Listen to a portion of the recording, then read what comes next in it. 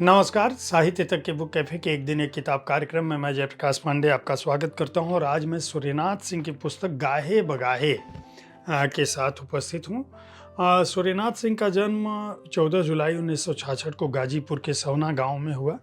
इलाहाबाद विश्वविद्यालय से उन्होंने स्नातकोत्तर और जवाहरलाल नेहरू विश्वविद्यालय से एमफिल और पीएचडी की पढ़ाई की।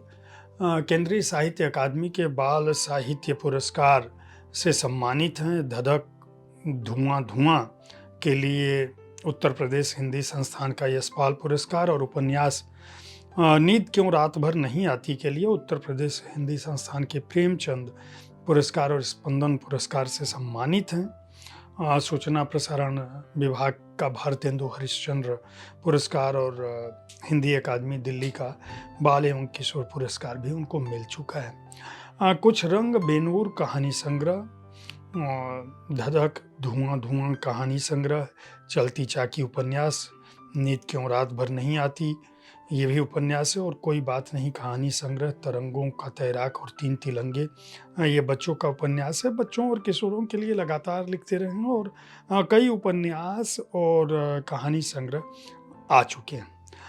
अनुवादक के रूप में भी बांग्ला से हिंदी अनुवाद की उनकी कई कृतियाँ आ चुकी हैं, जिसमें आशापूर्णा देवी की श्रेष्ठ कहानियाँ, गाथा मुफस्सिल, देवेश राय, खोई का गुड्डा, अवनींद्र नाथ ठाकुर, राजा राम मोहन राय, विजित कुमार दत्त की, और अंतरंगालोक जो है तापस सेन की पुस्तक है, ये प्रकाशित हो चुकी है।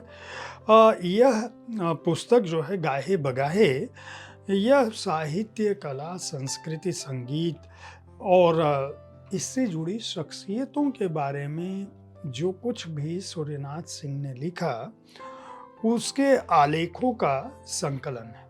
ये समीक्षात्मक आलेख हैं, जिसे सूर्यनाथ सिंह ने बतौर शोध अध्येता कह सकते हैं, बतौर सुधी साहित्य के पाठक के तौर पर जो कुछ समझा है उसको दर्ज करने की कोशिश की है। उन्होंने अपने स्वीकार में लिखा है कि मैं कोई आलोचक नहीं हूँ, और इसमें जो लेख हैं वो मैंने इसलिए लिखे थे क्योंकि इनकी प्रकृति जो है वह विमर्श की है। एक तरह से जो कुछ वह देख रहे थे, समझ रहे थे और समय समय पर लिख रहे थे, उनको इस पुस्तक में दर्ज किया गया। विशेष बात यह है कि इस पुस्तक में कई ऐसी घटनाएं हैं जो बहुत अंतरंग हैं, जो एक तरह से संस्मरण के रूप में है। संस्मरण भी है, समीक्षा भी है, एक जागरूक पत्रकार संपादक की चिंता भी है, और साहित्यकार के तौर पर उन्होंने अपने समय और अपने समकालीन या वरिष्ठों को जो देखा है वह भी इसमें दर्ज किया है। इस पुस्तक की शुरुआत जिस आलेख से होती है वह है 21वीं सदी का सामाजिक सांस्कृतिक परिदृश्य। इसको लेकर जो कुछ भी वो समझते हैं कि दुनिया में किस तरह से दुनिया में समाज और संस्कृति जो है वह आधुनिकीकरण के चलते, टेक्नोलॉजी बायोटेक्नोलॉजी के चलते, मटेरियल इंडस्ट्री के चलते, उड्डयन, दूरसंचार और रोबोट के चलते, मशीनी औजार और कंप्यूटर के चलते, सॉफ्टवेयर के चलते बदली है। जो बदलाव हुआ है उसने न केवल मनुष्य के जीवन को बदला है, बल्कि पूरी अर्थव्यवस्था को बदल दिया है। पूरा व्यापारिक वाणिज्य तंत्र जो है वह बदल गया है, और इसके अलावा जो सत्ताधारी दल हैं या जो शासक तंत्र है, जो सत्ता का जो मूल उद्देश्य था, लोक कल्याणकारी राज्य की जो परिकल्पना थी, जो मूल उद्देश्य था, उसको तक प्रभावित कर दिया है।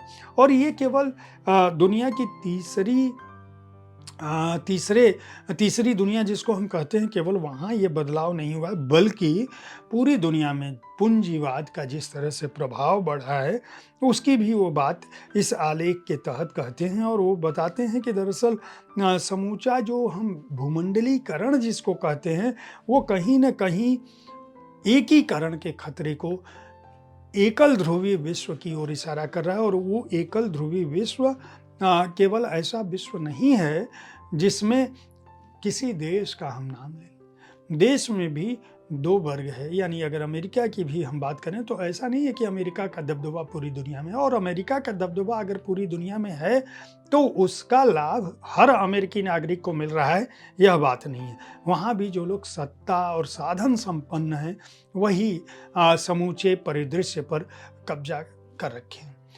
इस आलेख में सूर्यनाथ सिंह यह भी बताने की कोशिश करते हैं कि दरअसल सियासत जो है वह प्रतिनिधि तत्व इसलिए हो गई है क्योंकि वह साहित्य और सांस्कृतिक परिदृश्य को प्रभावित कर रही है।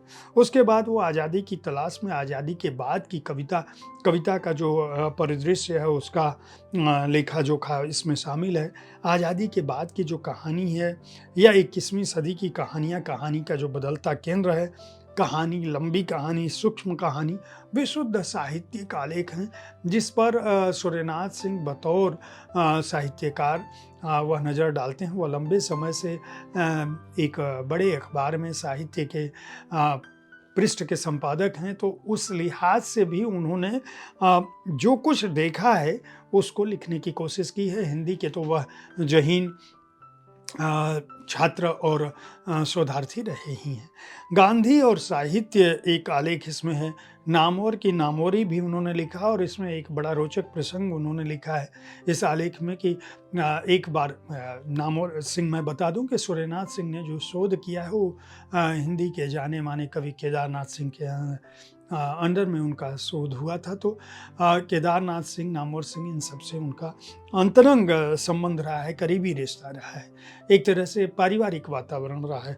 तो नामवर सिंह जी के यहाँ नामवर की नामवरी में उन्होंने रामविलास शर्मा, रामचंद्र शुक्ल, पंडित हजारी प्रसाद द्विवेदी जी के साथ जो नामवर सिंह का जो वैचारिक मतभेद या मतैक्य था या जो संवाद और विमर्श था, वह किसको कब सम्मान दे रहे थे विचारों को लेकर और किसको कब खारिज कर रहे थे, उसके पीछे की क्या वजहें थी, उसका उल्लेख किया। उनका कहना है कि मार्क्सवाद के प्रति रामविलास शर्मा जी का भी जितना लगाव था, नामवर सिंह का भी लगाव था, लेकिन नामवर सिंह और रामविलास शर्मा जी के विरोध की बात हिंदी साहित्य में बहुत तेजी से उठाता है, लेकिन वह यह भूल जाता है कि दरअसल नामवर सिंह का जो ऐतराज़ था वह इस बात पर था कि पंडित रामविलास शर्मा जो है वह मार्क्सवादी होते हुए भी वेदों की ओर लौट रहे थे, और वेदों को लेकर उनका जो अपनी व्याख्याएं थी वह नामवर सिंह को असहज कर रही थी। वो कहीं से भी व्यक्तिगत नाराजगी नहीं थी।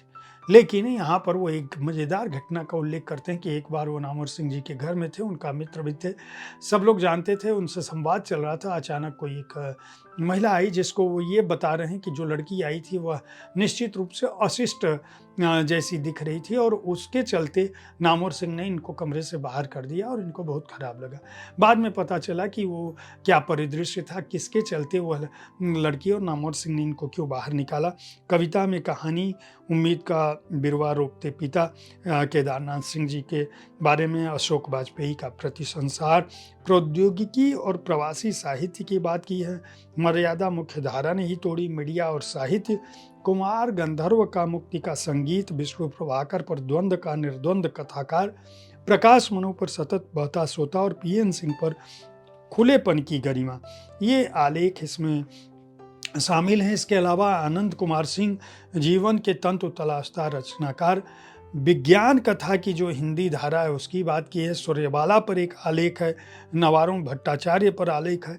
भोजपुरी सिनेमा के नए फलक के साथ साथ दिल्ली अस निबहुर देशु में उन्होंने दिल्ली को, दिल्ली के परिदृश्य को, दिल्ली के माहौल को, दिल्ली में होने वाली साहित्यिक सांस्कृतिक गोष्ठियों, वहाँ का जो कला संसार है, वहाँ दिल्ली विश्वविद्यालय से लेकर मंडी हाउस तक का जो वातावरण है, जो दिलकश फरेब है, उन सबकर, गोमती गेस्ट हाउस भी इसमें है, त्रिवेणी भी है इसमें, साहित्य अकादमी भी है, रंगकर्मी भी हैं, विद्यार्थी भी हैं, कलाकार भी हैं, उन सबसे जुड़ी बातें लिखी हैं।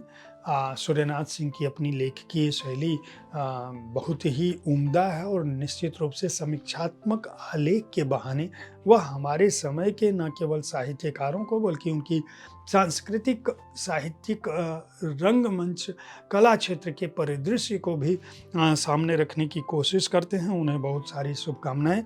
संदेश पब्लिकेशन ने इस पुस्तक को प्रकाशित किया है। हार्ड बाउंड संस्करण का मूल्य 750 रुपये है। ऐसी पुस्तकें पेपरबैक संस्करणों में भी आनी चाहिए और अधिक से अधिक लोगों तक ताकि पहुंच सकें। शोधार्थियों के लिए, हिंदी साहित्य और संस्कृति में रुचि रखने वाले लोगों के लिए तो यह पुस्तक अनमोल है ही। मैं उम्मीद करता हूं कि प्रकाशक और लेखक दोनों मेरी यह बात सुन रहे होंगे।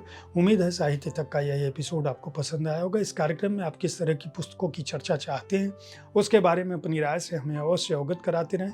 हमारी कोशिश होती है कि विविध विधाओं की पुस्तकों के साथ मैं आपके पास हर दिन पहुंचूं, ताकि आप अपनी पसंद की पुस्तक का चुनाव कर सकें। कल ठीक इसी समय ऐसी ही किसी एक कृति के साथ फिर मिलूंगा। देखते रहिए साहित्य तक। धन्यवाद।